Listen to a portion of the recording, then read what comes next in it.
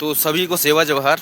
और हम जा रहे हैं रामनगर कुछ कार्यक्रम में, जो कि हमारे साथ बहुत लोग हैं और देख रहे हैं आप पीछे कि सभी लोग हैं और हम जा रहे हैं रामनगर कुछ कार्यक्रम में। तो आप सभी को सेवा जवाहर आपको दिखाएंगे। फिर इसके बाद थोड़ी देर के बाद जा रहे हैं रामनगर कुछ कार्यक्रम में। तो अभी आगे की कहानी आपको रामनगर जाके दिखाएंगे। संघर्ष करो, हम तुम्हारे साथ हैं। माननीय वीर सिंह राणा साहब आप संघर्ष करो, हम तुम्हारे साथ हैं। माननीय राम लखन सोनी जी संघर्ष करो, हम तुम्हारे साथ हैं। माननीय वामन मेश्राम साहब जिंदाबाद, जिंदाबाद जिंदाबाद। माननीय वामन मेश्राम साहब जिंदाबाद, जिंदाबाद जिंदाबाद। माननीय वामन मेश्राम साहब जिंदाबाद, जिंदाबाद जिंदाबाद। माननीय चौधरी विकास पटेल साहब जिंदाबाद, जिंदाबाद जिंदाबाद। माननीय वीर सिंह राणा साहब जिंदाबाद,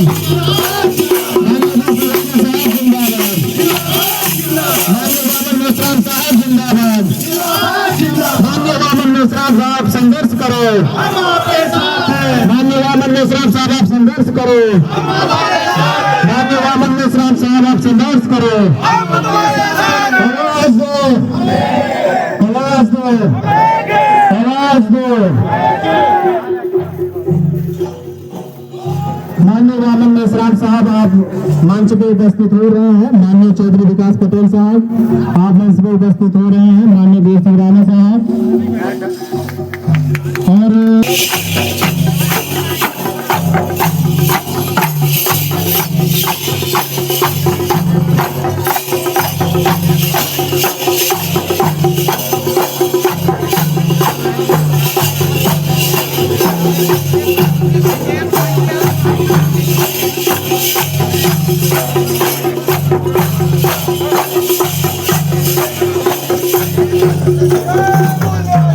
जय मोहनवासी, जय मोहनवासी, जय भीम,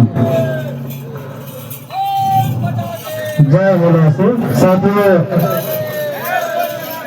इस कार्यक्रम की विधिवत शुरुआत हम लोग कर रहे हैं और आज के उद्घाटक माननीय कुंज बिहारी पटेल, प्रदेश उपाध्यक्ष राष्ट्रीय पिछड़ा वर्ग मोर्चा मध्य प्रदेश। और इस कार्यक्रम को मुख्य अतिथि माननीय वीर सिंह राणा साहब, राष्ट्रीय अध्यक्ष राष्ट्रीय आदिवासी एकता परिषद नई दिल्ली।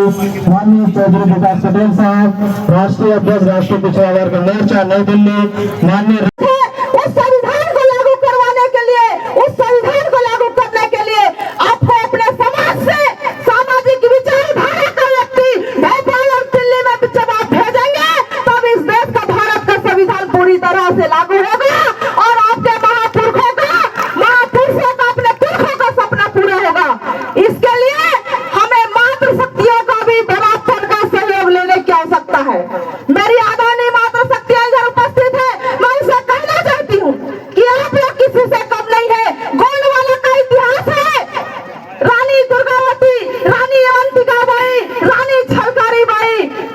उस समय में, जिस समय में इस देश के अंदर में प्रथा प्रथा रूढ़ी प्रथा चला करती थी, ऐसे समय में हमारी रानियों ने संघर्ष के मैदान में तलवार उठा करके उन्होंने अपने समाज की सुरक्षा के लिए रक्षा किया।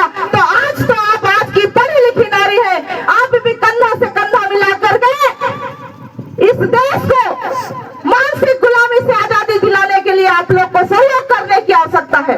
भगवान बिरसा मुंडा जी ने कहा था, आपकी जमीन आंधी में धुएं की तरह मिट गई है, अगर इसे पुनः जागृत नहीं करेंगे तो अपने माँ बहनों की इज्जत और आबरू कैसे बचा पाओगे। और बिरसा मुंडा जी ने कहा था, हमारा आदमी कहीं से गरीब हो जाए चलेगा, पेट से गरीब हो जाए चलेगा, लेकिन हमारा आदमी दिमाग से गरीब नहीं होना चाहिए।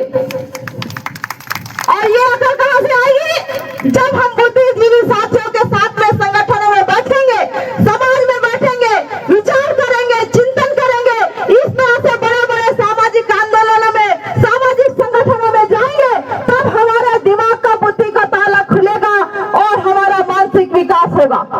इसीलिए हमारे व्यक्ति को विचारों की क्रांति करने की आवश्यकता है। आज हमें तलवार और बंदूक से लड़ने की जरूरत नहीं है, आज हमें कलम और विचारों से लड़ने की जरूरत है। तो पुनः मैं आप लोगों से अनुरोध करती हूँ आज के इस कार्यक्रम में कि ST, SC, OBC and minorities जो 85% इस देश का एक मालिक है, जो इस देश का हुक्मरान बन सकता है, उनको मैं आह्वान करती हूँ कि आप लोग अपने अपने समाज के सामाजिक संगठन को मजबूत कर लीजिए और अपना अधिकार ले लीजिए, क्योंकि अधिकार मांगने से नहीं मिलता, अधिकार को छीनना पड़ता है। इन्हीं कामनाओं के साथ मैं अपनी बातों का यही विराम देती हूँ। धन्यवाद। जय भीम, जय भारत, जय मूल निवासी, जय गोंडवाना।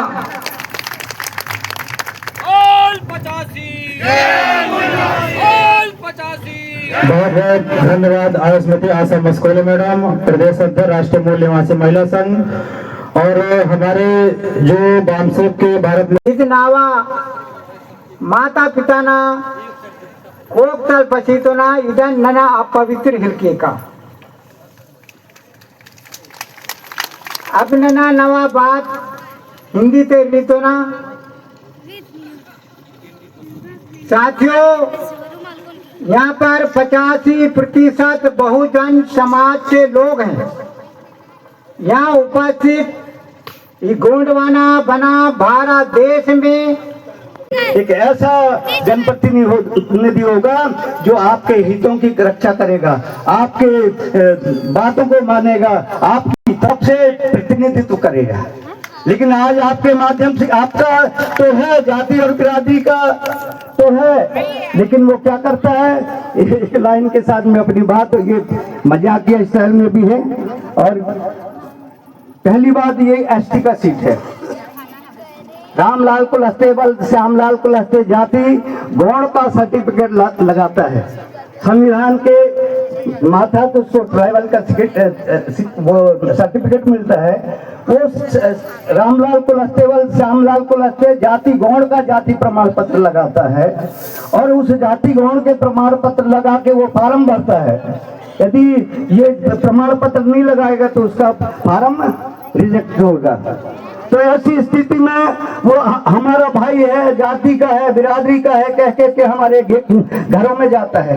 नहीं भैया, मैं तो तुम्हारी जात का हूँ, मैं तुम्हारे बिरादरी का हूँ, मैं तुम्हारे समाज का हूँ। हमारा समुदाय भी सोच लेता है कि नहीं यार, ये हमारे समाज के समुदाय का है। लेकिन जब हम सब लोग मिलके वो, इस संदर्भ में मैं कुछ समय आप लोगों के सामने कुछ बातों को रखूंगा। तो साथियों, आप संविधान के अनुच्छेद 13 का 2 को अगर आप पढ़ेंगे, संविधान के अनुच्छेद 13 का 2 पढ़ेंगे तो इसमें क्या लिखा हुआ है साथियों?